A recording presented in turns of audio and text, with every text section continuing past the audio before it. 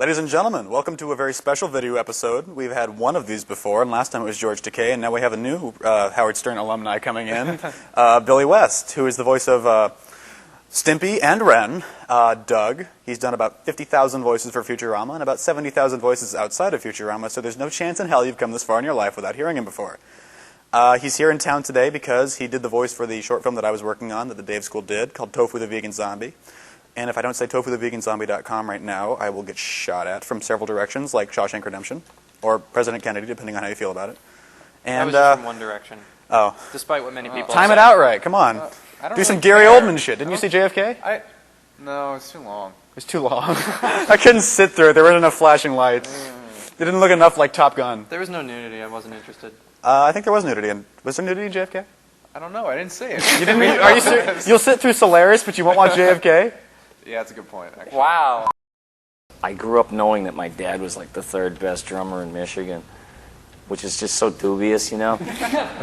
But, so anyway, they're watching this public domain stuff. Any that we got a hold of, the Andy Griffith Show became Angry Griffith, you know, and Hateberry, and they're chasing terrorists. And we rewrote the story and manipulated it so that it really does seem like, you know, this buzzard comes in with a goat, and they think the goat's a terrorist because he's got the scruff, and they don't know so you better. actually changed the edits around. Public domain now, or? Yeah, some of them are. Wow. And so is Dick Van Dyke, which became Dick and Dyke. You know, it's like, you know, I don't want to tell Lorre I'm queer. I mean, because she'll take the house and all my money, and nobody loves a poor queer. You know, you know, like Dick Van Dyke. I had to do the voices, so. Nick, are we recording on all our devices? We are, sure. Sweet. You better get a wide-angle lens, sonny. Basic instinct shot right here. Yeah. Let's do it. Hello, sickies. This is Billy West, who does voices, except today. Well, I was Ren and Stimpy. Hey, Ren, will you button me? Shut up, you fool!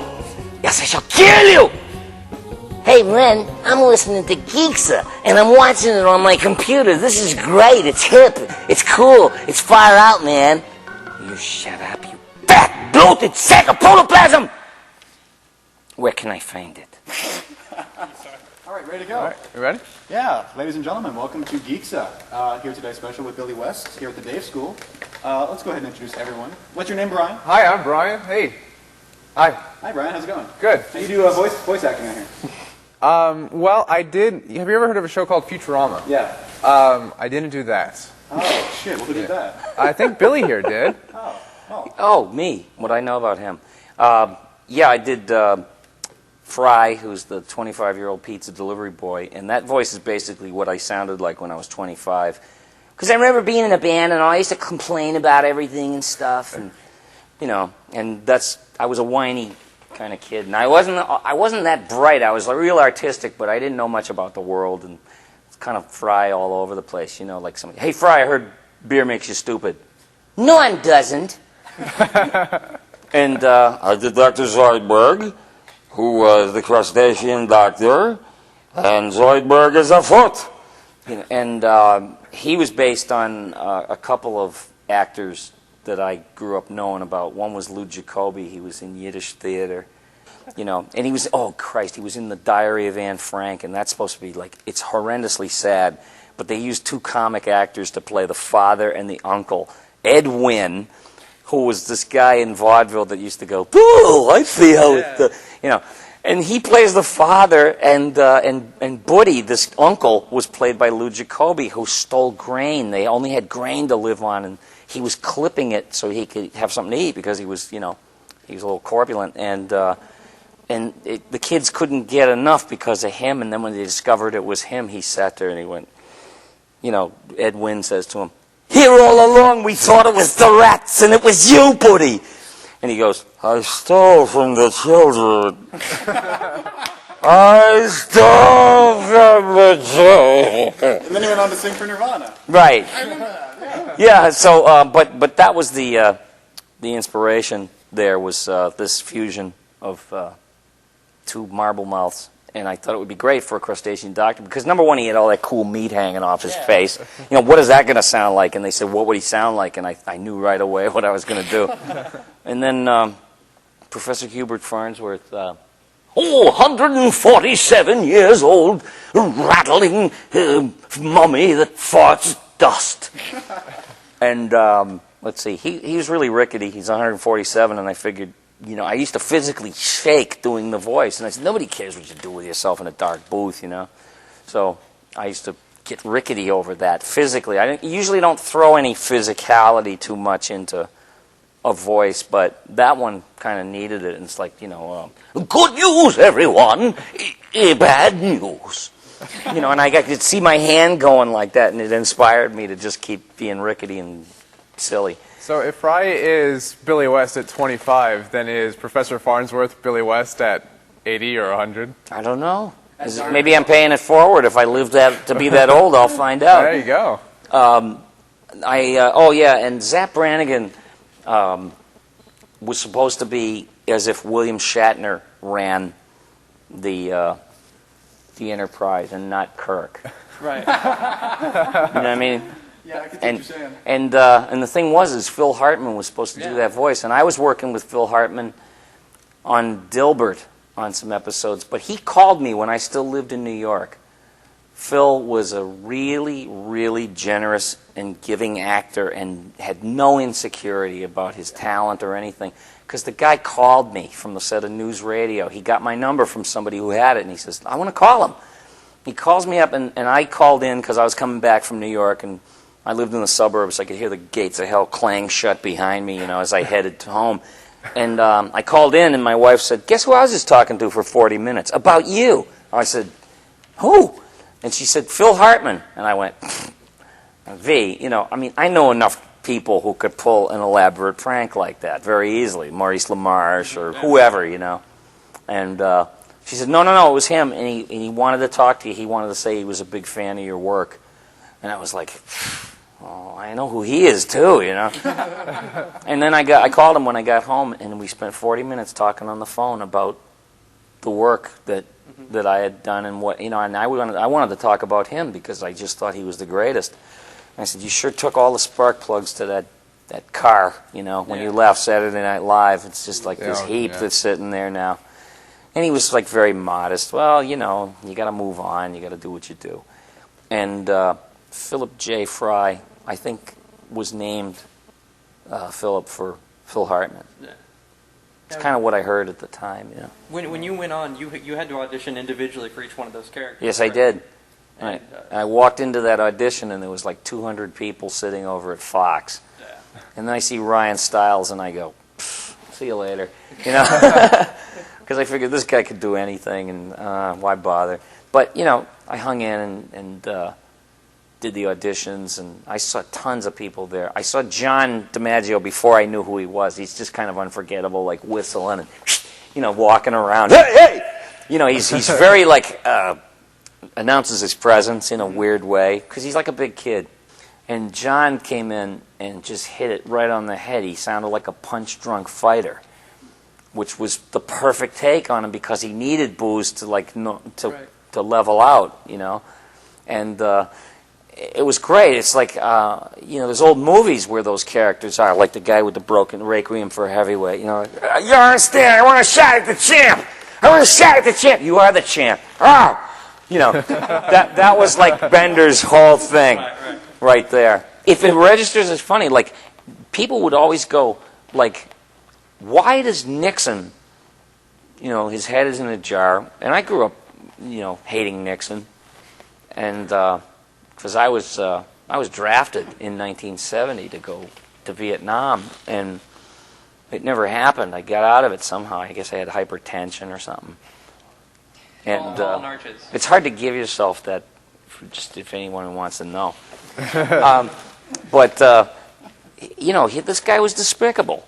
And I watched the Kennedy and Nixon debates, and that something would happen to Richard Nixon midway through anything is this 5 o'clock shadow would just appear on his face like he was Larry Talbot, you know, the Wolf Man. You know, like, whatever you do, when you hear anything, don't open that door after midnight. And it would be like, and he'd start changing. Nixon reminded me of a werewolf because he would get 5 o'clock shadow at like noon.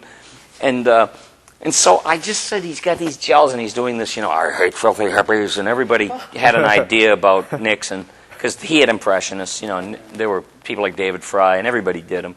But at one point, I just said, there's always one more stupid thing it has to have to make it ring. To make it ring or give it some emotional resonance to people. And so I remember I said, Ma, he's going to turn into a werewolf or something. And I was sitting there doing it, and was like, the reason I think I can do good things for the country is because I might be clearer in my Republican conservative thinking. And then it became, get them out of here. and everybody said, why did you do that? And I said, well, that's why. Felt right. It just felt perfectly right that he would just become feral, all of a sudden. Well, my favorite cameo is Jonathan Frakes in the Star Trek episode.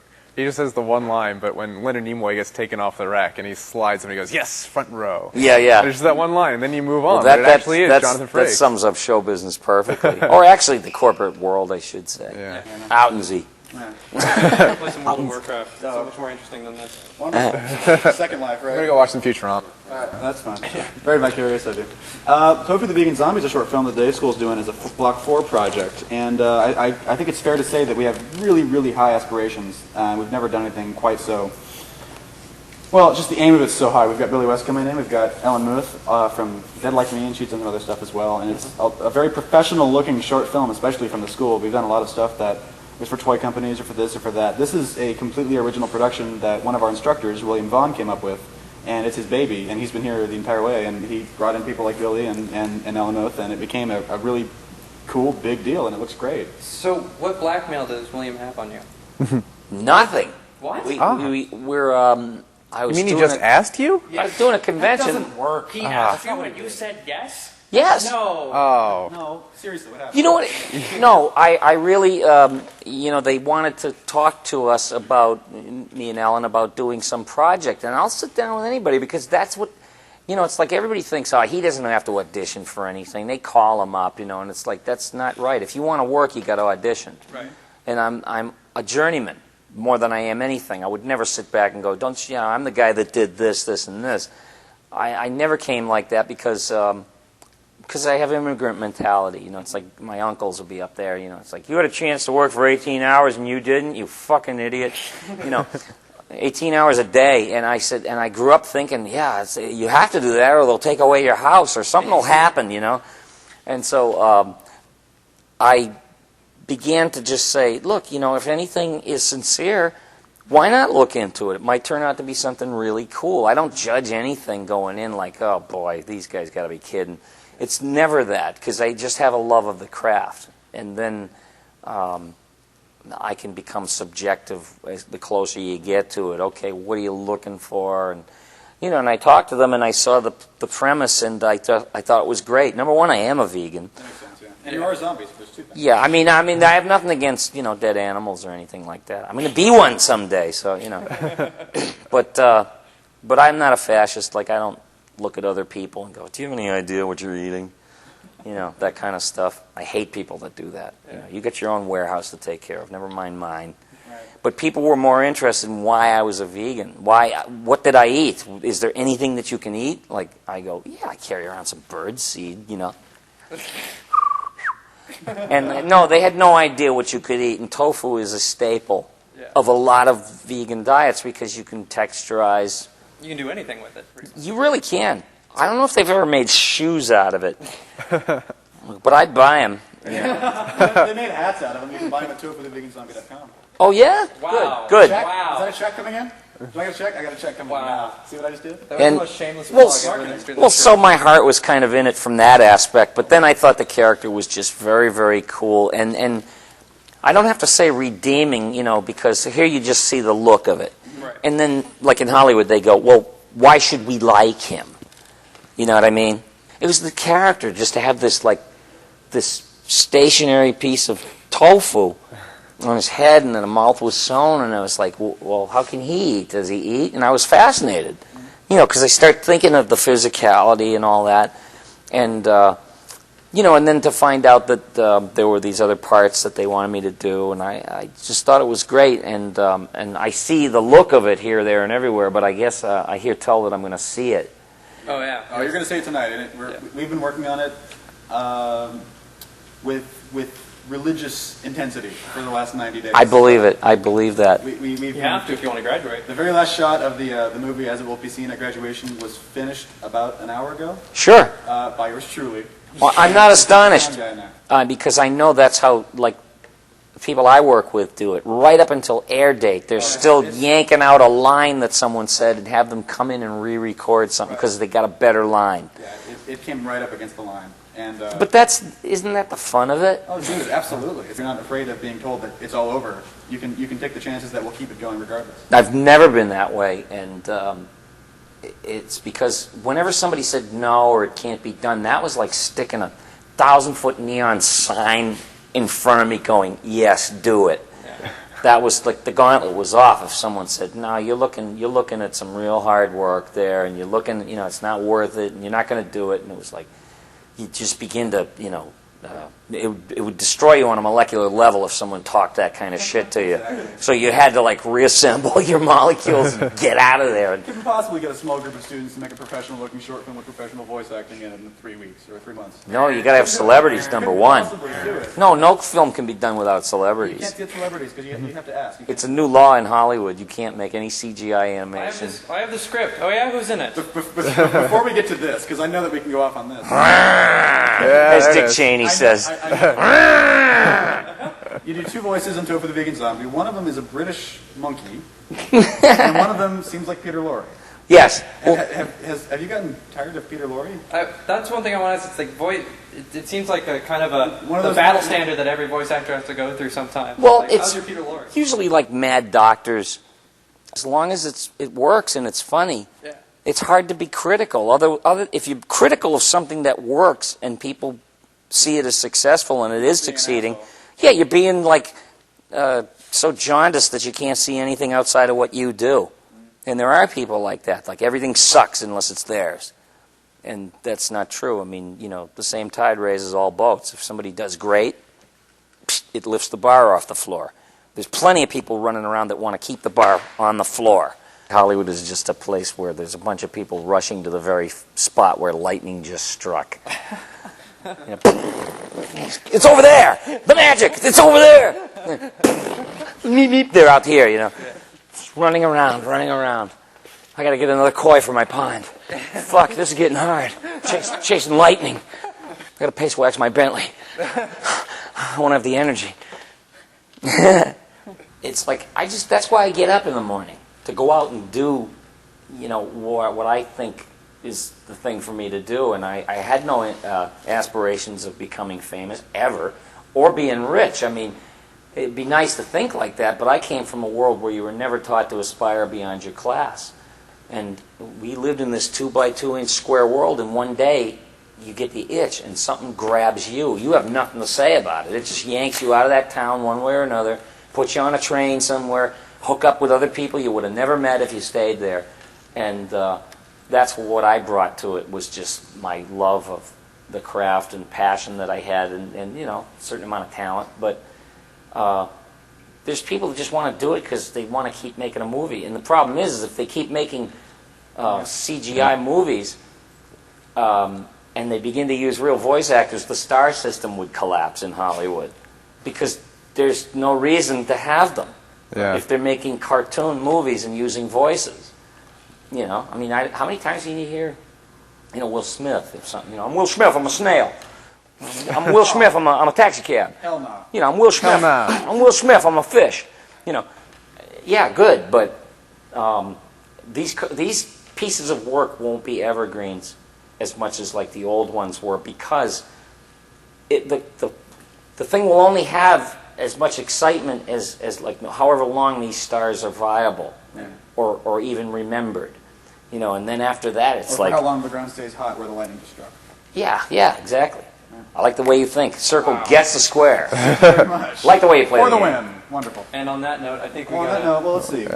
You have an online show at this point. Yeah, it's coming out. It's going to be on a major cable distributor. Ooh, I wonder who. And then I think it might come around late November or Christmas time, and I'll be talking about it to coincide with my promotion of the newest Futurama DVDs that are coming out. 4 full-length movies. Yeah. What else do I say?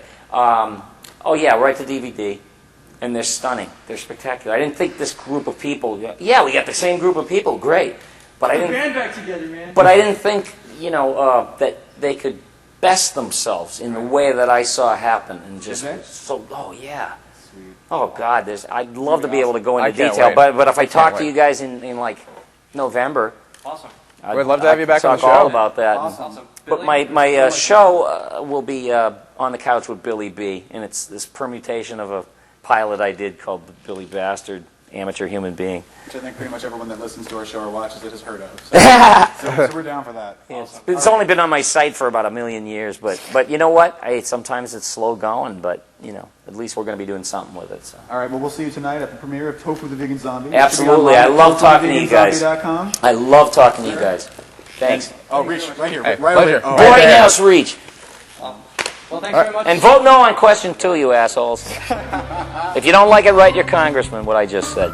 What's the question? Is that the, I don't know. No, every town I ever went to, remember, it's important, vote no on question 2. Because every town I go to, you turn on the radio and it's like, do you really want these filthy savages in your yard? Say no to Indian gaming casinos. Vote no on question 2. And that was our interview with Billy West. We just finished. He went to the bathroom, so we're by ourselves now. How do you think that went? I thought that was pretty fucking the cool. bathroom or the interview? No, I wasn't there for the bathroom thing. The webcam wasn't working. That was a Was joke. it? That was a joke.